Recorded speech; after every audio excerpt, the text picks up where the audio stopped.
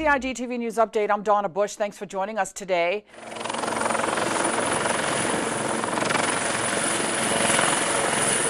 His Excellency Acting Governor Mr. Frans Manderson has welcomed Royal Navy ship the RFM Mounts Bay to the Cayman Islands, along with its crew to our shores. A joint exercise took place between the RCIPS Air Operations Unit and the flight crew of the RFA Mounts Bay early Friday morning. That all happened at the airport. While here, the Mounts Bay will be involved in various training exercises, technical support, a ground clearance project, and a humanitarian assistance and disaster relief exercise.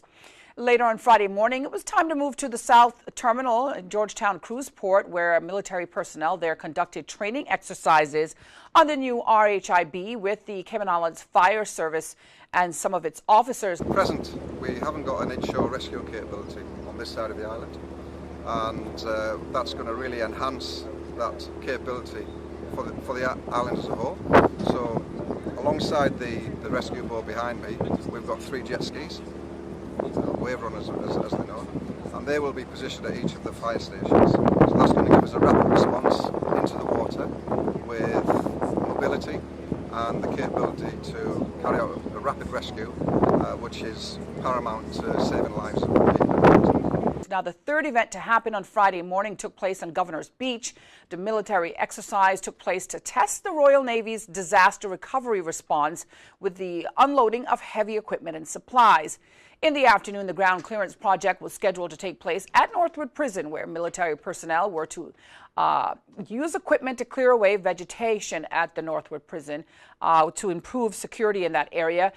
So we're using a thing called a Mexifloat, which is a big floating raft, which is deploying engineering equipment from our ship, the Royal Fleet Auxiliary Mounts Bay.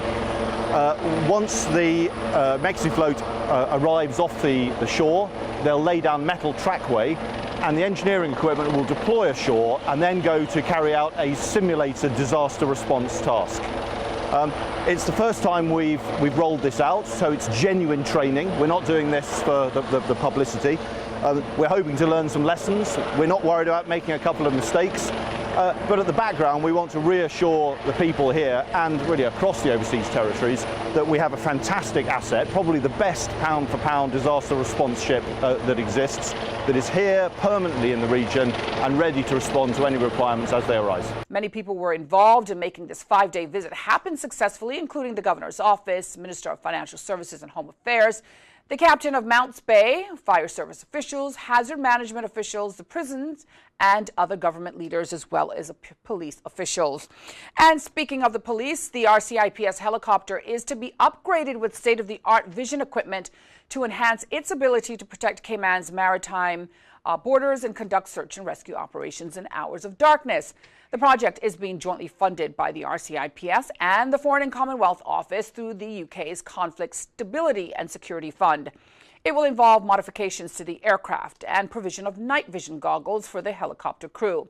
It's a fantastic step forward. At the moment, nighttime, we're limited by horizon visibility, moonlight, and other factors that primarily come into play when there's safety. The night vision goggles, which are going to require a lot of certification and training, but we're prepared for it, they're going to open up the nighttime to almost daylight, that we can then operate to limits that almost match daylight hours, daylight limits. So we're excited about the actual improvement. A training program and crew certification program will also be carried out, although RCIPS pilots, as you just heard, already have previous experience with such equipment, having used similar technology in UK military and police operations. Now, the project was announced during a joint exercise between the RCIPS Air Operations Unit and flight crew of the RFA Mounts Bay on Friday morning at the beginning of the 5-day visit to build operational cooperation.